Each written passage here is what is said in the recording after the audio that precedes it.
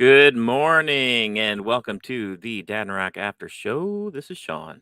And this is Chris. And we're changing it up this week. We're going a little early on a Sunday to talk about the hottest in TV and streaming. And yeah, this is new for us to be on this time. Once again, coffee rather than adult beverages, man. It is a complete change up for us. Today we're going to finally be talking about the first episode of Game of Thrones House of the Dragon, which you and I have probably been waiting all week to talk about with each other anyway. Chomping at the, so is this an after show or a pregame show for tonight? For It's a this little bit of show. both, I guess. Yeah, a little bit of a recap and a review of the first episode of that. We'll also be talking about Welcome to Wrexham, a documentary show that's airing on FX and Hulu with Ryan Reynolds and Rob McElhenney, I think is how you pronounce the last name. Yeah, I'm not even gonna try. I'm just gonna call him Rob. Yeah, he's Ryan one and of the guys. Rob. That's right, Ryan and Rob. But we are Dadnarok, so we do all kinds of stuff like this. We've dedicated whole after shows to individual shows before, like WandaVision, Ted Lasso, etc. Right now, there's so much good stuff coming out that we want to cover. We just don't have the time or energy or headspace, honestly, Yeah, like to give cover all of them individually. yeah, to give each of them individual shows. So we're kind of wrapping them up and covering them in combined packages here on a Dadnarok After Show. And yeah, so join us our channel. If you're not subscribed to our channel yet, please be sure to go ahead and do that. We do also do trailer reactions. If a big trailer pops up, we're going to do a reaction to that. We're covering Big Brother this season in full. We're doing a weekly recap, rewind of Big Brother each and every, typically Friday nights. You can watch out for that. But yeah, beyond that, I mean, this is it, the Dadnarok After Show. There we go. And we are fully interactive. So leave a comment if you're watching live. Drop a comment below if you watch us afterwards, and we'll make sure we respond to it. But let's jump into it. Here we go. This great winter comes, Rhaenyra. All of Westeros must stand against it. And if the world of men is to survive, a Targaryen must be seated on the Iron Throne. A king or queen, strong enough to unite the realm against the cold and the dark. Aegon called his dream the Song of Ice and Fire. This secret, it's been passed from king to heir since Aegon's time. So, House of the House Dragon. of Dragon. What did you think of that clip when it started playing at the end, and when he starts talking about the ice and fire? Yeah. Was it too much on the nose?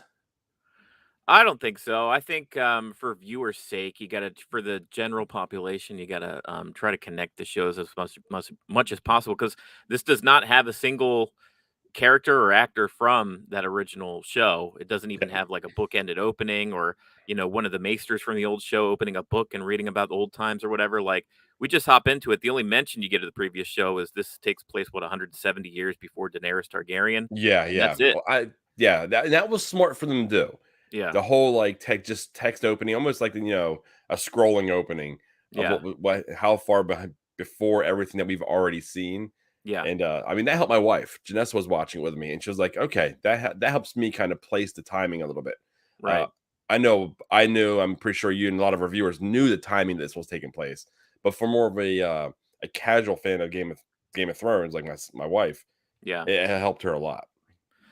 This show had a big mountain to climb for me personally, and I think overall for people because not everybody loved how the original series ended. They loved the show, and then as they kind of started to get past the books, the opinion on the show and sort of how the shortcuts it would take and different things, it was less well received, especially by fans of the books.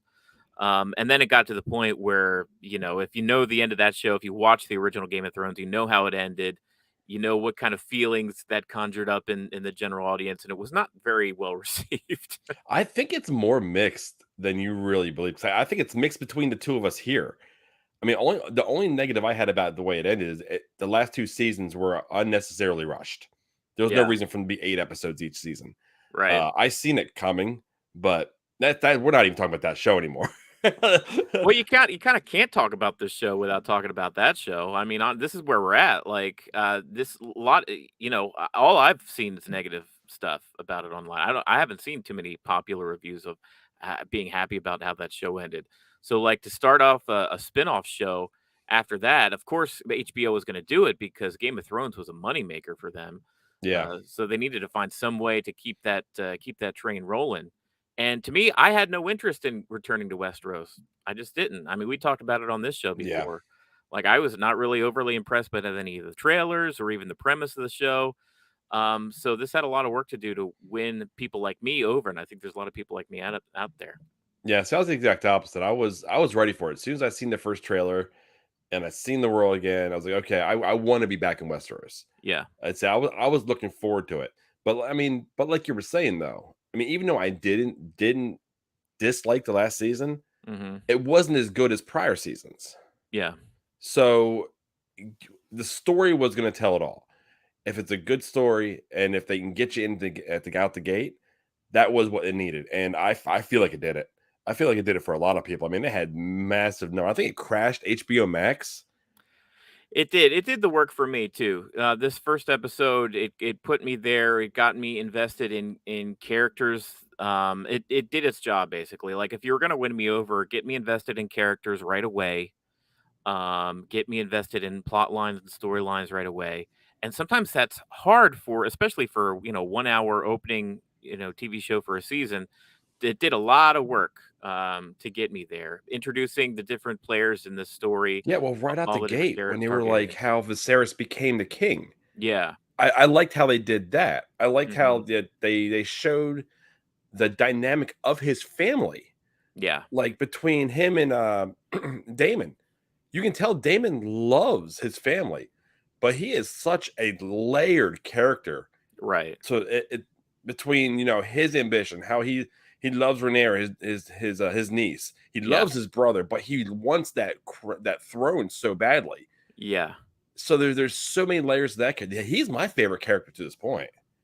I don't even know if he wants the throne. That's what's so interesting. I think he might be my favorite character so far, Damon, because he's a little both sides. I could see it going both ways, honestly. I feel like if he were in a position, say the position that he is, or even just hand to the king, and he had his brother's respect, and would be able to advise his brother in an official role, and his brother listened to him, I don't know if he'd even vie for the throne. I think he would be happy, but because he doesn't feel respected by his older brother, he feels like everybody kind of looks at him as just this blood thirsty Yeah, mongrel kind of guy. unhinged. He Yeah. almost leans into that, like, okay, well, if this is how people see me, then this is what I'm gonna do. Like, and we got all that backstory in one episode, which is pretty Oh impressive. yeah, dude. When he actually became the city watch, the gold cloaks, and he went and rounded up all like the thieves and murderers, and holy crap, that's the brutality of Westeros Yeah. that we haven't seen in a long time. And it was something. The dude, the rapist, Oh, holy yeah. crap. Oh, that just my cringe thinking bring that back. The cast too. I mean, the cast really won me over. It's an impressive cast. Some of them I recognize. Patty Constantine, who plays Viserys, the king. He's been in a ton of stuff. Mostly like gangster movies and stuff. I've seen him in. This is the first time I've seen him in kind of like a kingly royal kind of role. Yeah. But he did it really well. I mean, and the show doesn't spend a ton of time with him and his queen, but it spends just enough time to get you to really care where you see their relationship. And by the end Yeah. of this episode, you're just kind of heartbroken for the guy. Like, oh my Oh, gosh, that that's dude, awful. that was so hard when one of the masters came up to him and said, "You sometimes you got to pick both of them or one of them." Yeah. And I'm like, "Oh man!" And then the conversation he has with her Yeah. when he knows what's going to take place, and she doesn't know until she knows. Right. She knows as it's happening, Yeah. which was pretty awful and horrendous. And that actress, I mean, she was pretty much only going to be in this one episode, I guess, but she Yeah. left her mark for sure. That was Oh yeah, devastating. but then you had the juxtaposition happening outside. Yeah. You had the tournament taking place, basically celebrating the birth of the child. Yes. And then you don't realize, no one realizes that the queen is essentially dying for the birth of this child. And Yeah. I think it really shows, even if we've been in non TV form, how dangerous childbirth was, say, 100 years ago. Right.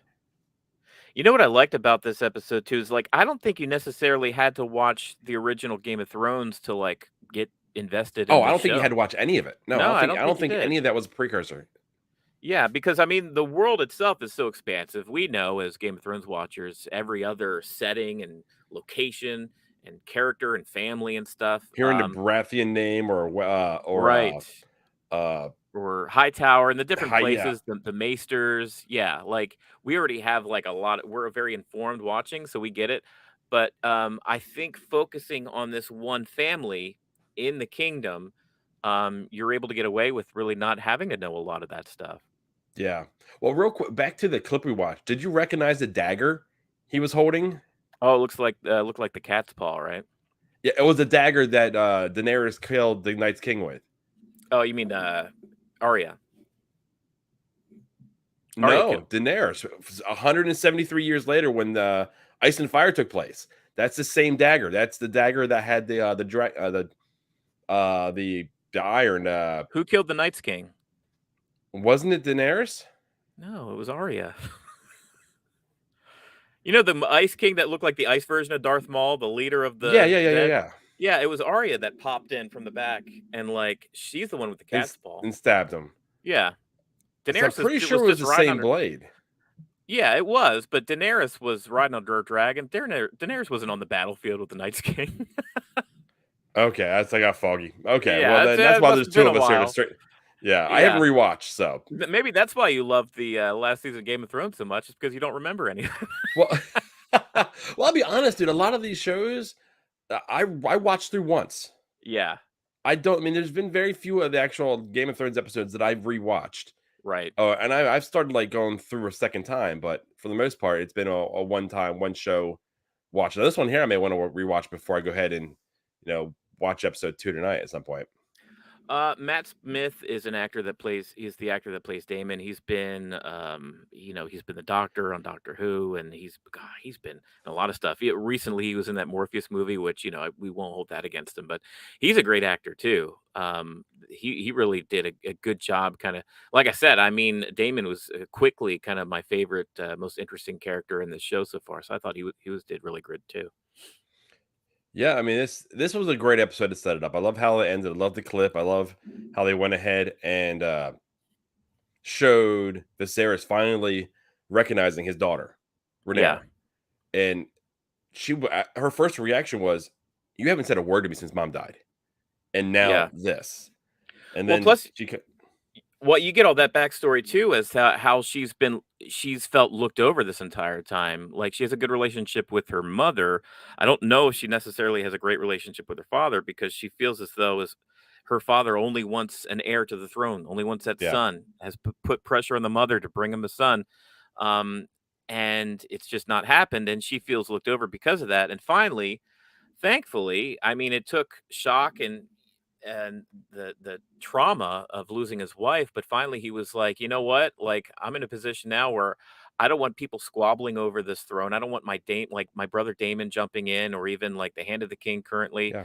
Rhaenyra is the one to take this thing over. And she's been the best person, the best choice this whole time and I've just not I just haven't noticed." noticed that. Why do you think he didn't go down the same line that the king prior to him did? His uncle. Oh, and having like a big kind of collection and like Yeah, why wouldn't they choose, or unless he knew exactly the road, the way it would have went, just like he did before. They didn't choose uh the queen that never was. I love her nickname. yeah, Uh his cousin, right? His cousin yeah. that also, I guess, had a claim to the throne at that point.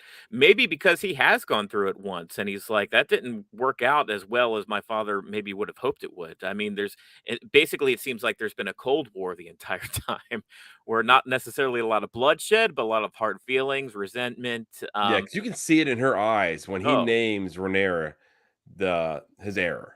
yeah, and that's interesting too. As I forget the actress' name or the character's name, but yeah, the queen who never was. When she sees that Rhaenyra is gonna be the next, queen in line, it's a mixed bag of emotions. It's like there's gotta be some sense of pride there, like, finally, they're gonna recognize a woman on the throne, Yeah. but at the same time, like, that should have been me this whole time. Yeah, exactly. Right. So that's, and you can see the sexism in the beginning when they pick him over her just because he's a male and she's a female. And Yeah, they even set that up right. exactly that way. So I mean, the level of politics that's going to be within this show is going to be crazy. And I'm curious how that's going to land onto today's time and viewer. Yeah. Um, the effects too. I mean, at this point, they're already a well-oiled machine as far as like the effects Yeah, houses and like because I'm pretty sure a lot of the production people that worked on the original one are back are for back. this Yeah. one. Models of dragons and stuff. It looked clean. Like the Oh, the sets, dragons looked phenomenal. the dragons look great, and there's going to be like 10 or 11 dragons, and not just the three that we're used to in the other show. Yeah. This really is going to be a House of Dragons. We're going to see a Oh, lot I of them. love seeing the was it the Red Keep where they actually kept the dragons? Yeah, yeah, That was cool seeing that. and the fighting pits and stuff. It's funny, a lot of these locations were kind of like desolate by the time the original Game of Thrones took place, and like because dragons hadn't been around in so long. Yeah. But now we'll get to see them in all their glory. Even the Iron Throne itself looks different and has Dude, like yeah, what do you think of that? Where the actual swords kind of surrounding the throne, not just made of it. I like it because it's closer to how the book. Because the books, it's like this throne is like you have to like look up at it, like, and it's just cascading with melted swords down it with down these steps and stuff. So it's a lot closer to how it is depicted in the books, which is cool. Okay. Yeah, because I thought it was just it had that grandeur to it Hmm. that it Yeah. didn't really have in the Game of Thrones. And I wonder why they were removed for the original Game of Thrones. Or if it's something that just happened they would say it happened over the years. I think, yeah, you could probably explain it both ways. The first season of the first show is probably budgetary issues, Ye- and then as far as like within the world, it's probably like I think Robert Baratheon did a lot of work to like get rid of the whole Targaryen legacy once he Ah, took over the okay. throne. So they kept the throne but got rid of a lot of stuff because they used to have like dragon skulls and a whole bunch of dragon paraphernalia and stuff around, and he got rid of all that. Well, yeah, you see the big skull of the dragon in that clip down in the basement Yeah. with the candle. I loved how Viserys was putting his hand over the flames, Yes. knowing that the fire won't burn him. Right. I was like curious, like how many people that didn't know the story would have really known what he was doing. And it's funny because, you and I may look, from the outside in on this king, this Targaryen king who seems to have his stuff together and seems doing okay at his job. But then you get Daemon's opinion, or maybe the opinion of other people within his own Targaryen line and family. And they seem to think that he's soft, he's weak, he's not made of good enough Yeah. stuff for his position. Well, man, Which, this I mean, this show got me. I'm yeah, looking yeah, forward to tonight. I may wait 30 minutes and watch it at 9:30 so I don't have to worry about reloading, HBO Max because I'm not watching it on HBO on Spectrum. I'm just not. The yeah, quality on that is so terrible. It's yeah. so much better and it sounds so much nicer on HBO Max. That's where I prefer watching it. And Oh, did you well, see any? go I ahead. said, do you see any of the videos of people like outside with a camera and you see all the actual like windows changing together with watching it at the exact same Oh, no, time? I haven't seen any of that. No, that's Oh, it's funny. pretty cool, and you can see why it crashed HBO Max because all of them are watching at the same time. Like it had to be a good 100, windows, all changing in That's unison. hilarious. Wow. I had my own issues watching it. I didn't watch it even during the premiere. I watched it a couple days after it aired. But even I tried like loading up my app on the TV and it was giving me like standard, like less than standard depth. It was giving me like 240p. It was all blocky. Ooh, And I was like, "This is awful. Like, this should be 4K HDR if I'm watching it through HBO Max." yeah. And so finally, I had to like get it on my phone and stream it from my phone to my TV in order to get the 4K HDR. It was weird. I don't know if that was my own app or maybe the server was still having issues I even a think it couple was days still having later. issues. They said it had over 20 million Yeah, views, like out the gate. right. So it broke like the premiere and like all the records that the prior Game of Thrones had Yeah, on on the first night. So I mean, even if people weren't excited about how it ended, they were a, at least curious to see how it started yeah. again. So I think it did its job. But I'm looking forward to tonight. We're gonna watch it. We're gonna go ahead and we're gonna cover it again next week. Kind of do a after show, pre-show for House of Dragon. If you Right. guys enjoyed it, go ahead and let us know. Drop a comment below. Uh, Drop a comment live, and we'll respond to all of them. And if you haven't already, hit that like button, hit the subscribe button, so you can kind of follow us as we follow along with the Targaryens here. And I think it's time for us to we say move on, move on. Yeah, we need to go to welcome to Wrexham and find out about some other dragons. Well, Funny enough. that's kind of funny. Here Yeah. we go. Yeah, I mean, that's part of the anxiety. Like watching the team lose last night, you're thinking the investment in this club just took a hit. Yes. And there is a version of the story where we are villains. Where that's my usual story. It's usually the story in my head. Yeah, it doesn't work. And then we go, what are we going to do? We have to sell it. And then we're the bad guys. Yeah. Welcome to Wrexham. This came up out of nowhere from this was not on my radar at all, and you just pinged me a couple weeks ago, like, "Hey, what if we cover this?" And I was like, "Okay, all right, It yeah, was one of those whatever." things. Since we only had one show right now, why not put something in that it only has 4 episodes? Yeah, It dropped 2 of them, this past week, and then one each consecutive week. And it's only 30 minutes, so I was like, okay, this may be interesting. And I'm a huge soccer person, yeah, football. I love my Football, football. right. And then knowing the love that Ted Lasso has, and it's Mhm. an American coach going over to the Premier League. Okay, I figured if people knew about the show, and I think like you, they just don't know about the show, Right. and it's kind of been buried. But the idea of Ryan and Rob buying a historic team, I Mhm. mean, if you think about it in the mindset of let's say Dallas Cowboys, Mhm. they're in the NFL, and then if we had relegation here in the States, then they would go and they were lost and they went down to the AFL. Then they lost again, and now the Dallas Cowboys are in the XFL. Yeah. And then you find out they're playing Pee Wee football. That's Right. kind of the how Wrexham has been. They've always been that. They've never been the Premier League team. Essentially, they've always Yeah. been the Championship League team. But Right. they have such a just a following, a love for the team, which I love how they connected to, say, the Philadelphia Eagles with Ryan or with Rob. With Rob, yeah. Yeah, Always Sunny in Philadelphia is where he's from, and I didn't know that he had that. I didn't know he was a Philly boy, to be honest. But that was kind of nice. It's funny, and it's like so. I really enjoyed these first couple episodes. Like you mentioned, they only released the first 2 episodes, and we only have 2 left. We're already halfway through this thing, Yeah, and each episode, unfortunately, is only a half hour long. Like I say that it was nice to run through it. I have to really invest a lot of time because we're busy and we're getting to the show together and stuff. But I'm kind of sad because I'm already invested. Even after just the first episode, the first half hour episode, I was already like, okay, let's watch episode 2.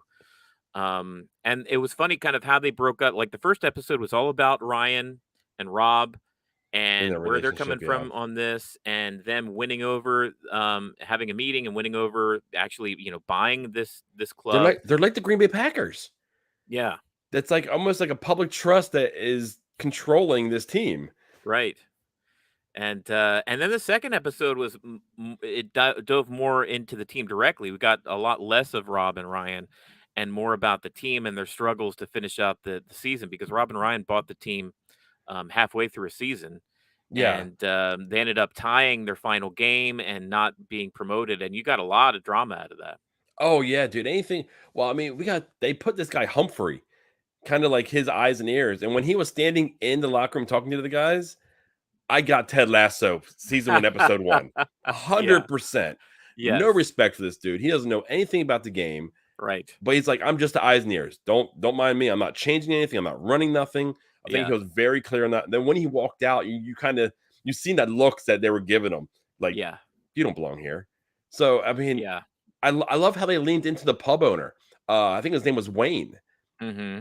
I love how they're like, the pub is right there at the horse track, and there's nobody there because they're dealing with the shutdown, and that's the only way that they make money is by ticket income for the team.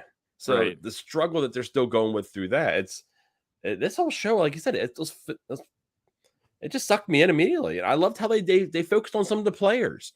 The guy with the Yeah. kids when he's playing out in the field with his kids when they're only making $38,000 a year roughly. So this Right. is their income.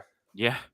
Yeah, kind of scary, and it's like there was the package for the older player that ended up getting the red card episode 2, and he was let go. Yes. And I say older player, he's only like 33 or something, but in sports, I mean, you can start to get into your 30s, you're starting to get up there. But and then the actual manager, they gave a lot of time to the guy Dean, I think his name was, who was the manager of the team, and they let go of him in May of 2021. So Yeah, it's it was all results driven this season. It was yeah, all results driven. If they would have made it and they would have been promoted up, I think they would have kept the manager. And I think they released like 11 or 13 players. yeah, So I mean, they basically cut that team in half and got rid of management, and they're starting over. So there's there's such a human aspect to this show hmm that is not scripted. right, I mean, it's edited probably just to make it a little more dramatic for TV. yeah, But that last game, if that was Ted Lasso, they would have gotten what they needed to be promoted. yeah.